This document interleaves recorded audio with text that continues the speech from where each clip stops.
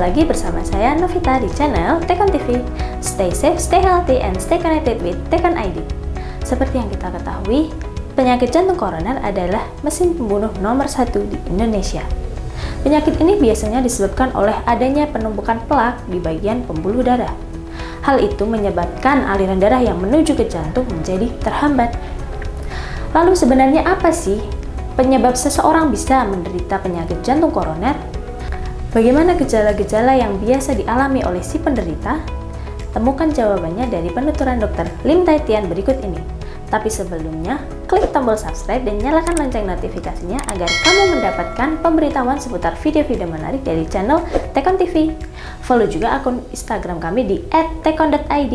Dan selamat menyaksikan! Now, a few observations were done, especially in the beginning of the pandemic, both in China and in Europe. And they saw that people with cardiovascular risk factors, like diabetes, high blood pressure, obesity, advanced age, had a very high risk of becoming very ill if they caught COVID-19. The other observation which they made is that people with existing heart disease have a much higher mortality when they contract COVID-19. And I will show that in a graph later on. The other thing, what was observed, that some of the patients who caught COVID-19, something happened to their heart. They could either develop a heart attack, or they could get an infection of the heart, what we call a myocarditis, and secondary and weak heart. Now, we all know the symptoms by now, that if you have a fever, a cough, shortness of breath, loss of smell and taste, and diarrhea, there's a high possibility at this point in time that you may have caught COVID-19. Lesser symptoms, though, is chest pain. And what we noticed in the emergency rooms of our hospitals, and this was a learning curve, that patients often came in with breathlessness and chest pain. And we thought this was a heart attack. And later on, we actually found out this was not a heart attack, but a presentation of COVID-19. Meaning, COVID-19 can mimic a heart attack. Even when we do ECGs, we see changes on the ECGs, which can mimic a heart attack. And I think many of us in the world, including Indonesia, took patients to the cath lab to discover they didn't have a heart attack, arteries were open, and then later on when the COVID-19 tests came back, it was positive. And all over the world, actually, cath lab nurses and cardiologists caught COVID-19, and some of them died. But we learned a lot from those early days. As I mentioned, patient with COVID-19 not only can develop shortness of breath, but also chest pain. Shortness of breath and chest pain, however, can also develop when you have a heart attack. Now, another interesting observation is that because so many people get COVID-19 and the hospitals are full, the same as in Indonesia, a lot of patients with shortness of breath and chest pain didn't dare to go to hospitals. Meaning, they had a heart attack. If they went to the hospital, they could have been safe, but they stayed at home. And we notice in all the countries in the world that the rate of mortality secondary to heart attacks went up because they didn't go for treatment. They were afraid that if they went to the hospital, they would catch COVID-19. So what can COVID-19 do to the heart? As I mentioned, like with a flu, people catch a flu. When they don't take care of themselves, the virus can attack the heart. So, for instance, students who get a flu and they say, well, they run it off it's the wrong thing to do because you may make yourself sicker and it can attack the heart. So COVID-19 can attack the heart, cause an inflammation, and eventually get a weak heart. You can present with an acute myocardial infarction because of the stress in existing coronary artery disease. And if the virus attacks the heart, you can also get fast rhythms, meaning not a normal rhythm, but a fast and pathological rhythm, like what you see on television. If let's say a patient in the hospital suddenly gets a cardiac arrest, the doctors and the nurses jump on the patient and try to shock them out of it. And that's often the cause of death. They can present with sudden death. One of the other observations we made that a lot of patients suddenly develop blood clots. Yeah, this could be blood clots in the legs, and you may have seen this on the news where a famous Broadway star lost his leg because of a blood clot in the leg, and unfortunately, he died eventually. Others can get young people. We also made observations that young people suddenly get a stroke because of a blood clot, which is very unusual. The other observations we made is that patients who developed pneumonia because of COVID-19 suddenly deteriorated and died very fast. And with autopsy, they found that there were blood clots in the lungs. Yeah. So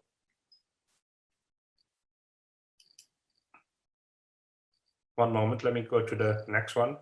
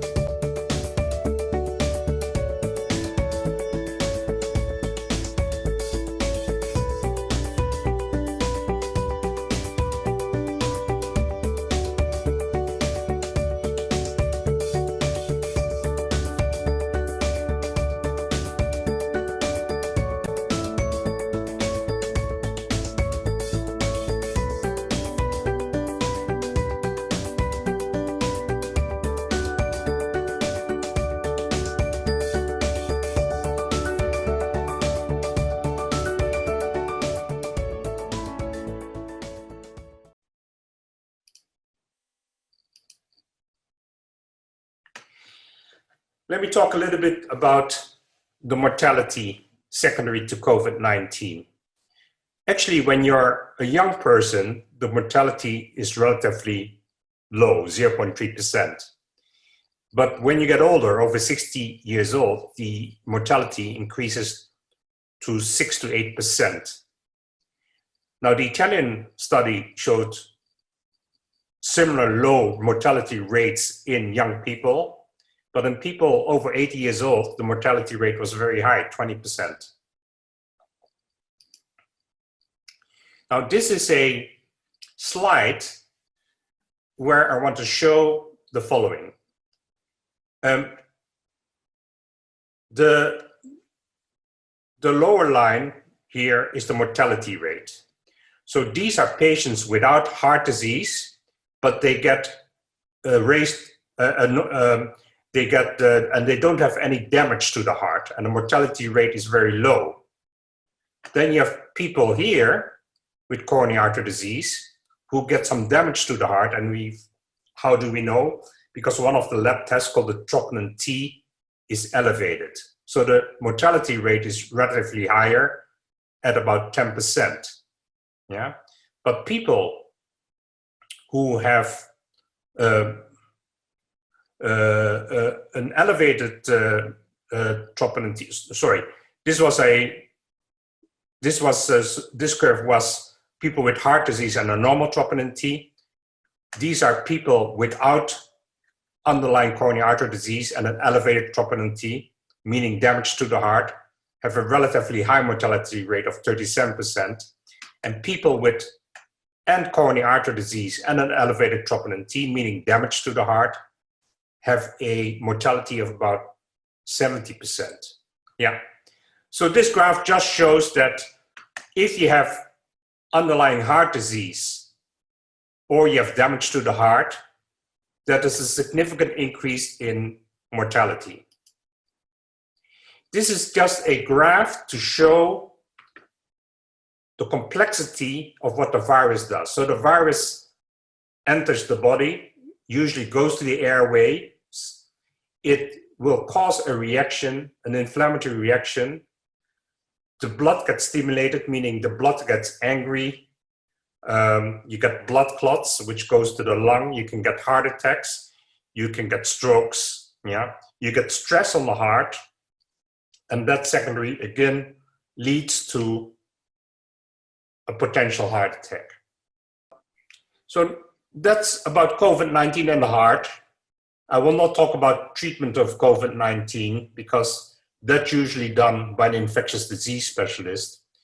But what we cardiologists get involved with patients with COVID-19 because they have heart issues. And what we stand to do now is give blood thinning medications because we know that very ill patients will develop blood clots. Now, let me talk a little bit about coronary artery disease. You know, I looked it up. It is the #1 killer in Indonesia. About 30% of the people in Indonesia die of heart disease. It's fatal in 30%, and 50% of the deaths occur within 1 hour of symptoms.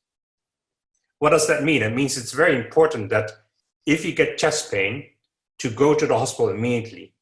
And the deaths occur not because of the heart attack, but because, again, you get an arrhythmia, this very fast rhythm.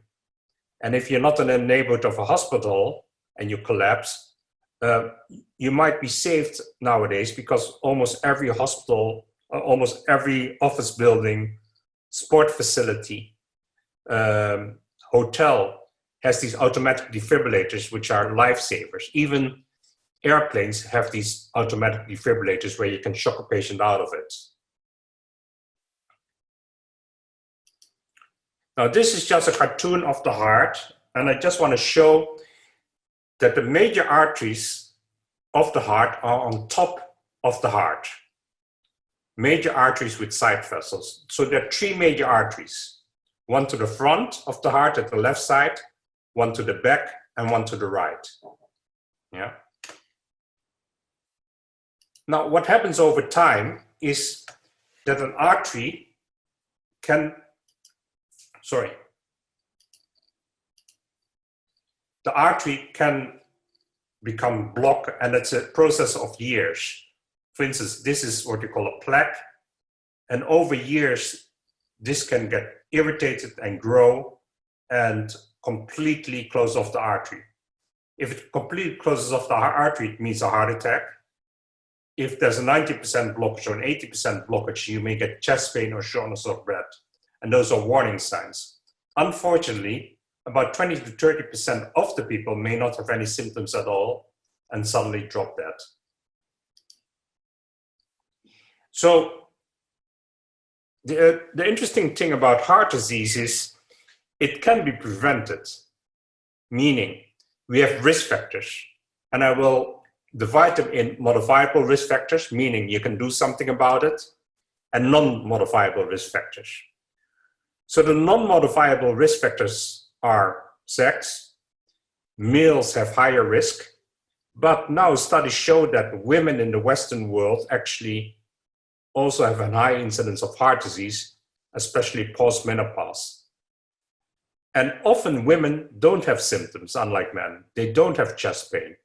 They don't have shortness of breath. I mean, their biggest symptoms is often, I feel tired, yeah? When you get older, you have a higher risk. Race may play a role. For instance, South Asians have a very high risk of coronary artery disease, but many of them also have diabetes. A family history is very important, meaning if your father or your mother had a heart attack at the age of 50, you are at risk. Yeah? If you don't have a heart if you don't have a family history of heart disease, it doesn't mean you can't get it, but you're in a low risk group.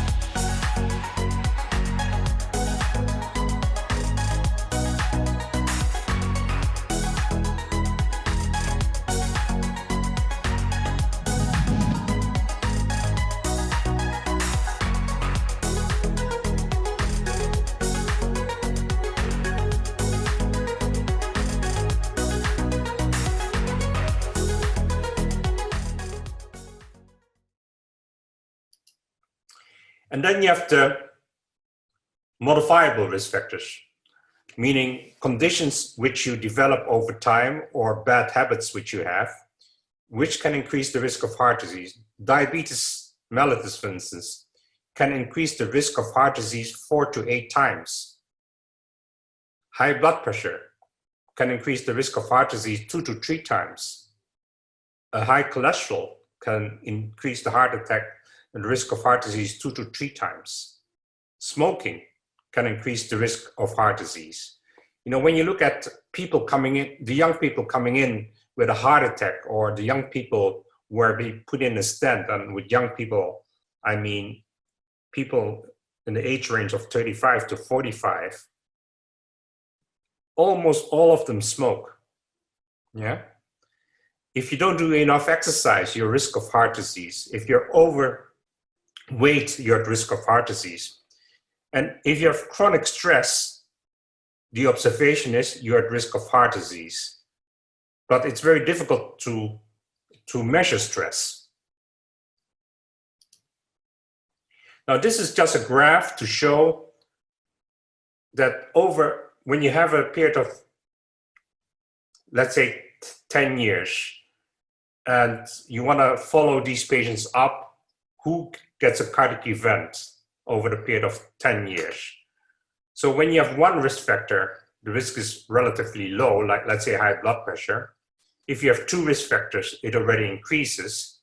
But if you have all the risk factors like high blood pressure, you're a smoker, you've got diabetes, you've got a high cholesterol, high blood pressure, then suddenly the risk goes up to 40%. So this graph is very illustrative that you can say, well, I don't care, and your risk is high, or I do something about it, and you can make your risk much, much lower. So that's why I ask, as a cardiologist, I always ask, what can we do to influence the progression of coronary artery disease? Especially patients who have a strong family history, they come and consult me, and they ask me, what can I do? Because I don't want to end up like my father. So we discuss this, yeah? So can we influence the progression of coronary artery disease? Which risk factors to treat, and how aggressive should we be? lifestyle solutions are regular exercise,